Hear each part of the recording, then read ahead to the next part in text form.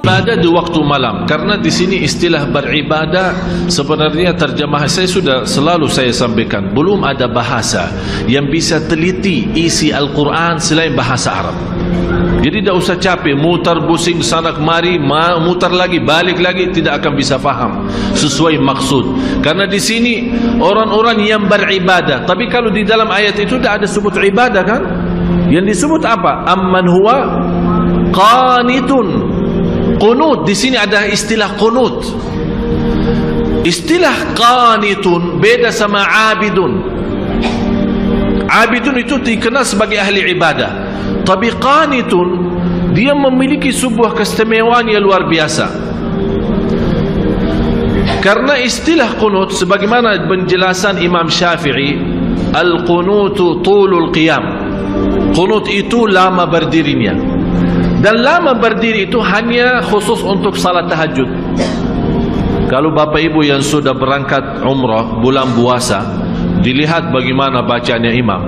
Mohon maaf, sekarang sudah termasuk cepat. Karena sudah dilihat kondisi umat sudah mulai malas, akhirnya dikurangi. Padahal waktu saya masih di sekolah SMP, masih SD SMP, dibawa sama orang tua ke Masjid Nabawi.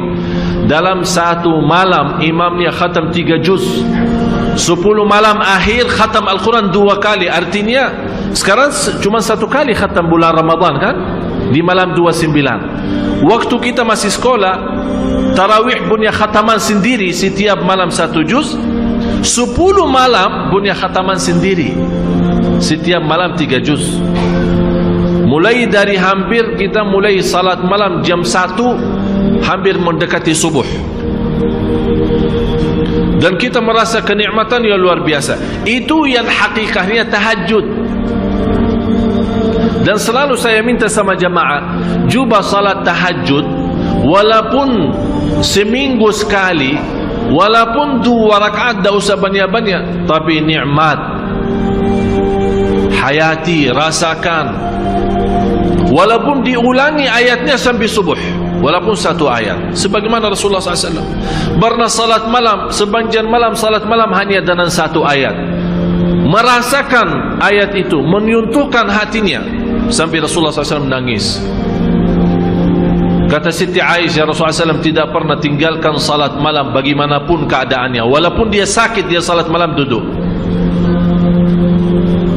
Afdalus salati ba'dal faridah qiyamul lail. Salat yang terbaik sesudah fardu qiyamul lail. Dan saya heran, orang punya masalah, bagaimana punya masalah dia masih bisa qiyamul lail? Menurut saya masalah tinggalkan salat malam itu masalah. Tapi selama anda jaga salat malam, wallahi tidak ada masalah. Semuanya bisa beres. Kita hanya duduk. Allah sendiri memuji kita saat malam hari kita tinggalkan tempat yang enak saat tidur, menjauhkan diri dari suami maupun dari istri, mengangkat selimutnya. Allah Maha melihat, dan di situ Allah tunjukkan kepada malaikat, ya malaikati, hei malaikatku, lihat apa yang dilakukan oleh hambaku. Tinggalkan lazatnya tidur, tinggalkan enaknya istirahat untuk hanya mencari ridhaku. Saksikan wahai malaikatku, apapun yang namanya susah tidak ada di dalam hidup orang itu. Allah yang janji bapak ibu. Jadi menurut saya pintu langsung kita bisa menyelesaikan masalah, tidak bagi siapapun, tidak di antara siapapun, hanya lewat langsung pada Allah, itu qiyamul lail.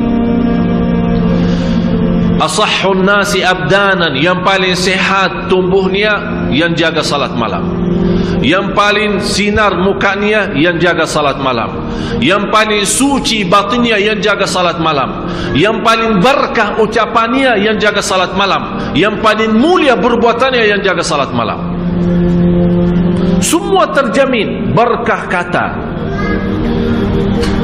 baik perbuatannya, suci batinnya. Malah dari sisi salat malam, karena terisi ketakutan kepada Allah, dengan ketakutan yang terisi kalbu, terbakar namanya syahwat. dan isi ketakutan dalam hati kita saat salat malam. Karena yang membuat kita salat malam, mungkin ada di sini ayat amman huwa qanitun ana al-laili sajidan, bersujud dan Ustaz berdiri, bersujud dan berdiri.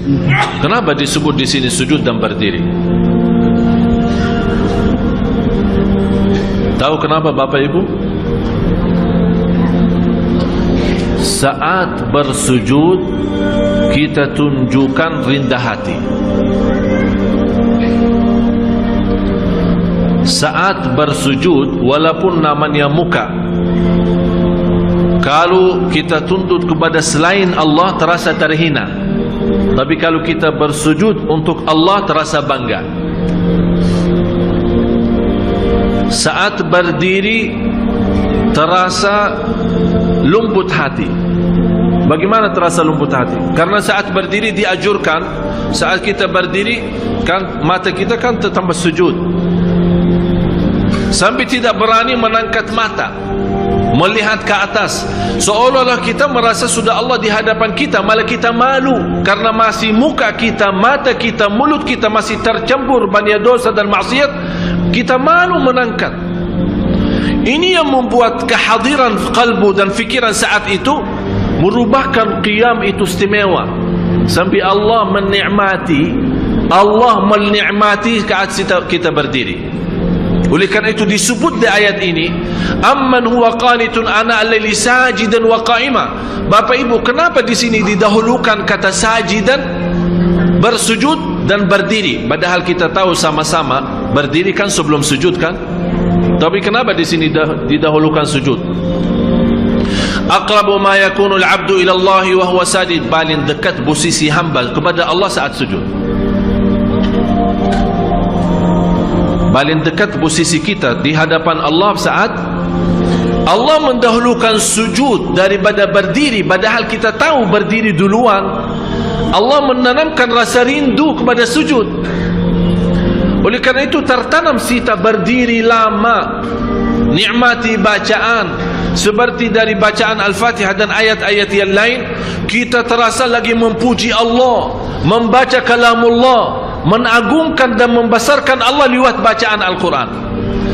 Dan terasa, ya Allah, saya sudah lama dan banjan berdiri untuk memujimu. Ya Allah, saya rindu bersujud agar menjadi mendekatimu. Masya Allah. Jadi posisi berdiri dan sujud itu ada ikatan yang luar biasa. Oleh karena itu di rahasia ayat ini dibawakan kata sujudan, sajidan wa qa'ima. Yang lebih indah lagi Bapak Ibu, dibawa kata sajidan, bukan sujudan. Kenapa sajidan? Itu merubahkan orang ini sangat membutuhkan kedekatan kepada Allah.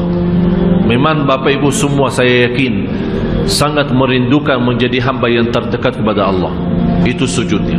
Oleh karena itu dalam kesempatan saat sujud diserahkan oleh Rasulullah kita berbanjang doa, menadu, bermunajat. Karena saat berdiri lama memuji Allah lewat bacaan Quran, kita sekarang mulai minta hajat. Karena saat berdiri kan dah boleh doa. Kapan boleh doa saat? Apa yang kita baca saat berdiri? Alhamdulillahi Rabbil Alamin. Artinya apa? Segala puji. Berarti kita membaca Al-Quran sebenarnya intinya memuji Allah. Kita belum minta apa-apa. Cuba bayangkan kalau ada seorang manusia mulia atau orang kaya, kita duduk di hadapan dia atau berdiri di hadapan dia, kita 1 jam puji dia di depan ribuan orang. Habis kita selesai puji dia, kita minta hajat, kira-kira ditolak enggak? Diterima. Saya pernah melihat ada seorang bawa kata syair memuji seorang raja di Arab. Sampai di bawah kata-kata, sampai terus terang saja saya tersentuh hati saya. Padahal di bawah kata-kata barangkali kalau kita kasih ke Nabi masih mending daripada manusia. Luar biasa pujiannya kepada raja. Sambil raja sendiri sudah merasa dirinya kagum, sudah tidak bisa bertahan saking pujiannya tinggi. Habis itu belum dia selesai bacaannya, sudah berhenti. Kamu mau apa? Saking senang, saking terbuka hatinya seorang raja, belum selesai orang memujinya, dia malah udah, kamu mau apa? Selesaikan. Ini Bapak Ibu manusia yang masih terisi kotoran, yang masih terisi dosa, yang masih terisi riya, yang masih terisi nifak, yang masih terisi bermacam-macam maksiat, dosa besar maupun kecil. Kalau kita puji dia, dia tetap tersentuh, terbuka hatinya, dia lupakan segalanya dan dia bantu. Musuh, kata Allah, musuh saja bisa menjadi kawan dan teman, menjadi orang teman dekat dengan kita dengan ucapan yang baik, puji. Apalagi Maha Zat yang agung, Zat yang mulia, yang maha suci, yang maha segala-galanya. Kalau kita puji, bagi Allah tidak mungkin mengecewakan hamba yang saat itu dipuji. Oleh kerana itu istilahnya saat kita berdiri memuji Allah lewat bacaan, termasuk bacaan Al-Fatihah dan ayat-ayat yang lainnya, karena kita termasuk orang-orang, ya Allah, walaupun saya tidak pantas membaca kitab-Mu, karena lidah ini yang membaca kitab-Mu masih banyak mengucapkan kata-kata yang kotor dan dusta. Ya Allah, saya tidak pantas membaca kitab-Mu, karena lidah ini sudah banyak berkata-kata bohong dan mencaci maki orang. Ya Allah, saya tidak pantas diberikan kemudahan membaca kitab-Mu, karena lidah ini sudah terlanjur mencaci dan membuka aib orang. Tapi di saat itu kita rasakan saat berdiri dan diberikan oleh Allah kelancaran lidah membaca kitab-Nya dan memujinya, itulah Allah memberikan pendahuluan agar saat kita sujud seolah-olah Allah bertanya, kamu mau apa lagi? Apa yang kamu butuh? Apa yang kamu perlu? Kalau belum kita puas dari sujud pertama, ini hikmahnya ada 2 kali sujud. Belum puas, ada yang tertinggal.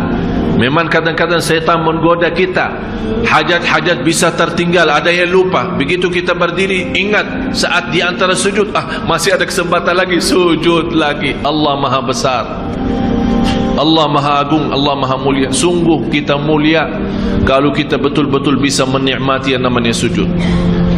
Kata seorang salih, wallahi kalau bukan ada sujud di dunia, saya tidak bisa menikmati yang